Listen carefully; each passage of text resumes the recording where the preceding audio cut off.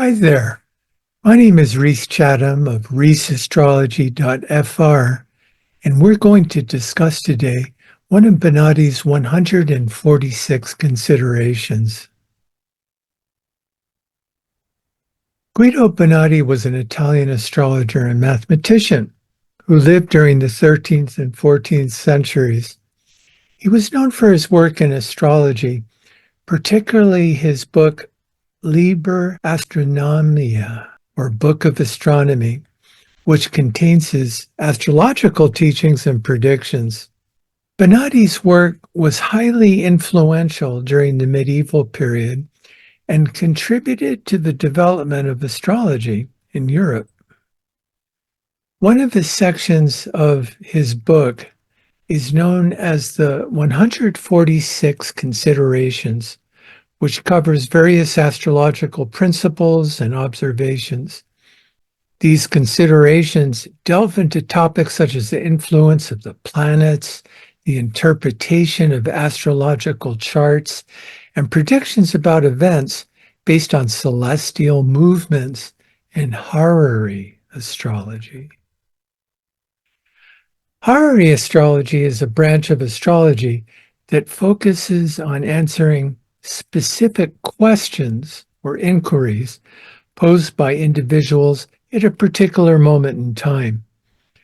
Instead of using birth charts or the positions of celestial bodies at the time of birth, the way natal astrology does, horary astrologers cast a chart for the moment when the question is asked and when the astrologer understands the question. In the second consideration, Bonatti explains to us how to pose a question in the context of a horary. He turns his attention to the querent, the person who asks the question, and the proper way to ask one's question. Bonatti recommends intense and heartfelt prayer to our higher power, whatever that may be, that we know the truth of the matter that we're inquiring about. He then recommends creating an area of focus around the question and concentrating on it or meditating on it for at least a day and a night before going to the astrologer. And in doing this, we increase the likelihood that our question is going to be answered accurately by the astrologer. This, in fact, is the process used in Hermetic magic. In traditional Kabbalah, there's a process known as kavana, which literally means intention or sincere feeling, a direction of the heart. We create an area of focus on a specific thing and concentrate on it, and through doing so, we bring things concentrated on into manifestation. So, to give a benign example, one could strongly visualize a coin of €1 or a Great British pound or an American quarter. We visualize the coin strongly each day over a period of time, making kavana with it, and voila. One day we're walking on the street and we happen on the coin while walking. The act of finding the coin seems completely natural and can be explained away as chance. But practitioners of magic would know that the coin appeared as a result of what we call the path of creation. It's where an intense thought form that is concentrated on over a period of time, it gradually takes on physical form on the physical plane. And we see this outlined in the book of Bereshit, also known as Genesis, in the first chapter where it talks about the path of creation.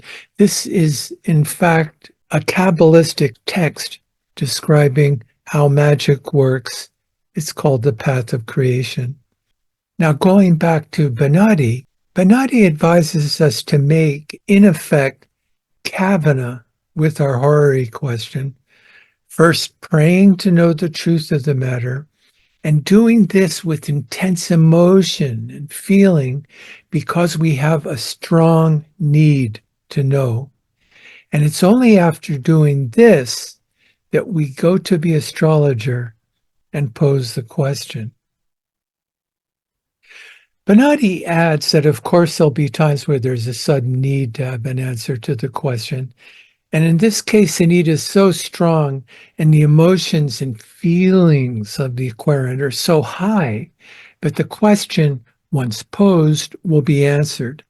Bonatti then warns that there are many foolish people who will not make the necessary preparations for posing their question and phrase their query in such a way that it doesn't get at the truth of what the querent really wants to know, and then blames the astrologer when the answer given is ambiguous.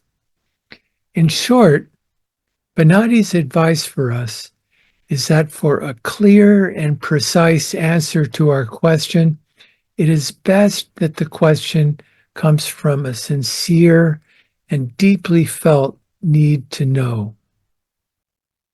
This then sums up Bonatti's second consideration of his 146 considerations. If you have questions or comments on this video, feel free to contact me at reisastrology@gmail.com. See you next time. Thank you for listening.